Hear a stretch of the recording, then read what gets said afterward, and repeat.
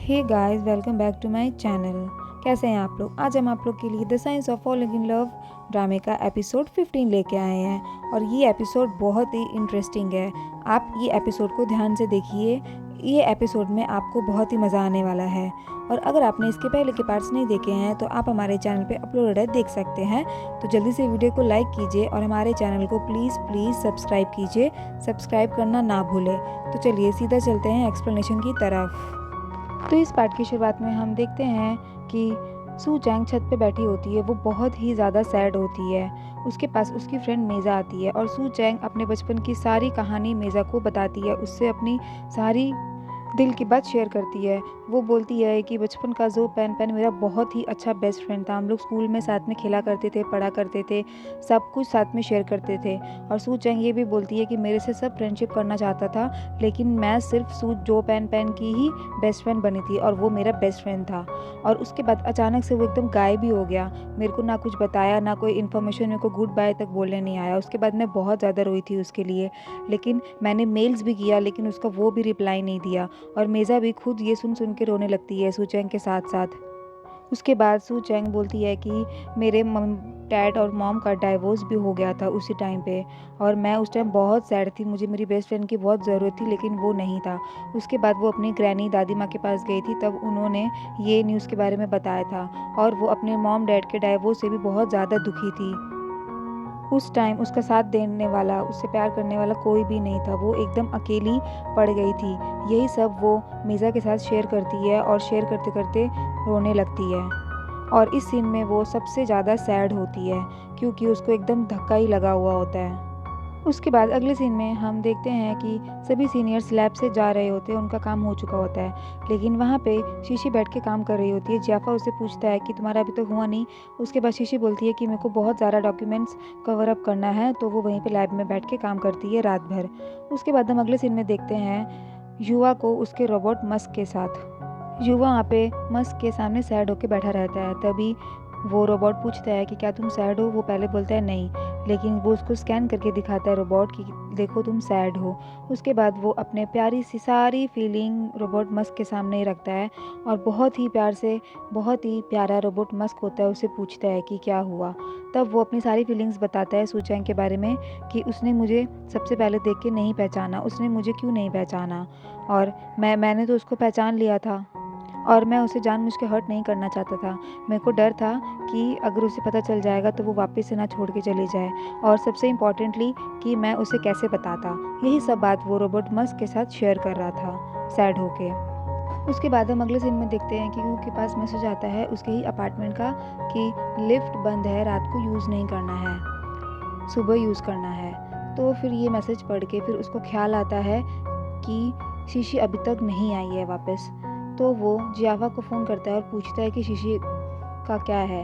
तब शीशी half an hour पहले वहाँ से निकल चुकी होती है। उसके बाद वो सोचता है कि कहीं वो लिफ्ट का तो यूज़ नहीं कर रही है। फिर वो शीशी को डायरेक्ट कॉल करता है। जैसे ही वो कॉल करता है वो लिफ्ट में ही होती है, और वहाँ पे फिर अचानक से लिफ्ट बंद हो जाती है और शीशी अटक जाती है। फिर गू को पता चल जाता है, वो नीचे भागता है। वो शीशी को ढूंढता है हर फ्लोर पे जाके कि शीशी कौन से फ्लोर पे अटकी है, और अंदर लिफ्ट के शीशी बहुत ही ज़्यादा डर जाती है। उसको फोबिया होता है और वो रोने भी लगती है। उसके बाद गू जल्दी से लिफ्ट ठीक करने वालों को वहाँ पे लेके आता है और लिफ्ट ठीक हो जाती है। अचानक से लाइट आती है। फिर उसके बाद लिफ्ट का दरवाज़ा खुलता है और दोनों एक दूसरे को देख रहे होते हैं। फिर गू अंदर जाता है तो शीशी उससे डर के मारे ज़ोर से हग कर लेती है।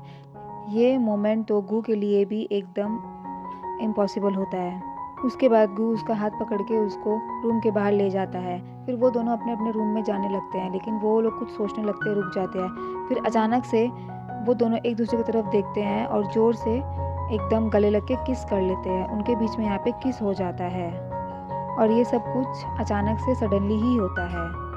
Romantic moment. उसके बाद अगले सीन में हम देखते हैं कि युवा के पास एक नोटिफिकेशन आता है। उसमें सू चैंग प्रोफेसर डू को छुट्टी लेने का लिखती है कि वो एक दिन लीव लेगी क्योंकि उसके पैर में चोट लगा हुआ है। उसके बाद सू चैंग को सुबह सुबह एक कॉल आता है उसके कॉलेज के प्रोफेसर ली का, और वो एकदम शॉक्ड हो जाती है। फिर वो भाग के वहाँ जाती है। उधर युवा सू चैंग से मिलने उसके हॉस्टल के नीचे आया हुआ था। वहाँ पे उसको मेज़ा दिखती है और मेज़ा सू चैंग के पास ही जा रही होती है नोट्स लेके। तो युवा बोलता है कि मैं लेके जा रहा हूँ। फिर उसके बाद युवा सू चैंग के पास जाता है, जहाँ पे उसका प्रोफेसर उस पे इल्ज़ाम लगा रहा होता है कि तुम्हारे इतने अच्छे स्कोर कैसे आ गए अचानक से इतना ज़्यादा ग्रोथ कैसे हो गया, तुमने चीटिंग की है, तुम चीट पेपर लेके बैठी थी। तो सू चैंग बेचारी बोल रही थी कि उसने ऐसा कुछ भी नहीं किया, वो सब कुछ खुद के मेहनत से किया है। इतने में वहाँ पे युवा आ जाता है नोट्स लेके एक्सप्लेन करने कि ये सब सू चैंग खुद किया है। उसके बाद वो वहाँ पे सू चैंग का नोट्स दिखाता है प्रोफेसर ली को और बोलती है कि ये सारी रात मेरे साथ ही बैठ के पढ़ रही थी, उसने मेहनत करके पढ़ा है। उसके बाद प्रोफेसर ली देखता है और बात मान लेता है, विश्वास कर लेता है। उसके बाद वो दोनों बाहर आते हैं और फिर युवा उसे बोलता है कि उसे उससे कुछ बात करनी है, लेकिन सू चैंग बोलती है कि जब तक मेरा मूड ठीक नहीं होगा मैं तब तक बात नहीं करूँगी, जैसे ही मैं अच्छा फील करूँगी मैं खुद तुमसे बात करूँगी। उसके बाद वो वहाँ से चली जाती है और उसके पास एक सीनियर का फ़ोन आता है, डेटा सब कुछ रेडी हुआ कि नहीं। फिर वो बोलती है कि ठीक है, मैं शाम तक भिजवा दूँगी। उसके बाद हम अगले सीन में देखते हैं कि युवा अपने रोबोट मस्क के पास जा रहा होता है, लेकिन बीच में उसको वोंग मिल जाता है और उससे बात करने लगता है। और वोंग युवा को बोलता है कि यही रोबोट है जिसको तुम हमेशा से बनाना चाहते थे। तो युवा पूछता है तुम्हें कैसे पता? तो फिर वोंग सब कुछ बताता है कि सू चैंग को पता था, वो बचपन में यहीं पे आके बैठ के ड्राइंग्स करती थी, क्योंकि वो उसको अच्छा लगता था तुम्हारे चीज़ों के पास बैठ के सब कुछ करना। वोंग को सब कुछ पता होता है। उसके बाद वोंग उसे बोलता है क्या तुमने ईमेल एड्रेस चेक किए सब कुछ? उसके बाद वो पूछता है ऐसे जैसे कि उसे कुछ पता ही नहीं होता है कि कौन सा ईमेल एड्रेस, वो कभी उसको खोला ही नहीं होता है। फिर उसके बाद सडनली जाके युवा सारे ईमेल्स चेक करता है कि सू चैंग ने क्या क्या उसको ईमेल्स किए थे। जब वो देखा तो वो बहुत ज़्यादा इमोशनल हो गया था, एकदम रोने ही लग गया था, क्योंकि सू चैंग ने बहुत सारे ईमेल्स किए थे, उसको हर एक एक बात बताई थी बचपन से लेके बड़े होने तक, हर एक चीज़ उसको ईमेल किया था। लेकिन युवा ने एक भी मेल उसका चेक नहीं किया। वो ये सब देख के बहुत ही रोता है और सोचता है कि जब से मैं सू चैंग को छोड़ के गया उसके बाद से उसने मेरे को हर एक एक चीज़ शेयर किया, क्या हुआ उसके साथ क्या नहीं, सारे मेल्स किए, लेकिन उसने उसका मेल खोल के चेक ही नहीं किया। उस दिन वो पहली बार बहुत ज़्यादा रोता है। उसके बाद लैब में सू चैंग अकेली बैठी हुई होती है और उसके पास सडनली उसके फ़ोन में मैसेज आता है कि कंप्यूटर खोल के सारे मेल्स चेक करो। और वो उसके पास मेल्स में नोटिफिकेशन आ रहे होते हैं, वही सारे जो उसने सू चैंग को किए थे। एक्चुअली युवा वहाँ से वो सारे मेल्स का रिप्लाई कर रहा होता है उसी दिन। तब सू चैंग देखती है कि आज जाके युवा ये सब रिप्लाई कर रहा है। वो हर चीज़, वो अपनी फीलिंग्स भी लिखता है कि उसको क्रश है सू चैंग पे, वो सब कुछ लिखता है। लेकिन इधर सू चैंग भी बहुत सैड होती है, वो भी ये मेल्स देख के कि अब रिप्लाई आया तो वो खुद रोने लगती है। फिर वो जाने लगती है। जैसे ही वो जाने लगती है तो पीछे से रोबोट मस्क अचानक से एक्टिवेट हो जाता है और वो सू चैंग को अपने पास बुलाता है। उसके बाद सू चैंग वहाँ पे जाती है और सबसे पहले रोबोट मस्क उससे पूछता है क्या तुम सू चैंग चैंग हो? वो बोलती है यस। और वो रोबोट मस्क बोलता है कि मुझे सब कुछ पता है युवा के बारे में। फिर वो स्कैन करके पूरी स्टार्टिंग से लेके एंडिंग तक पूरी हिस्ट्री दिखाता है सू चैंग चैंग को, जो युवा ने उसके साथ शेयर की हुई है। सारी पर्सनल बातें स्कैन करके सू चैंग को सब कुछ दिखा देता है। सबसे पहले वो ये दिखाता है कि जब युवा बस में सबसे पहले सू चैंग को देखता है और उससे मिलने जाता है, लेकिन तब सू चैंग उसको इग्नोर कर देती है और वो बहुत ही सैड हो जाता है। उसके बाद जब वो लैब में आती है तो सू चैंग उसे अपना प्यार भी कन्फेस करती है, लेकिन वो ज़ो पेन पेन को एकदम भूल जाती है, वो उसे एकदम भी पहचानती नहीं है। ये सब सोच के वो बहुत ही सैड होता है और युवा बोलता है कि जब सू चैंग सैड होती है तब मुझे भी बहुत हर्ट होता है, मैं भी उसे सैड नहीं देख सकता बिल्कुल भी।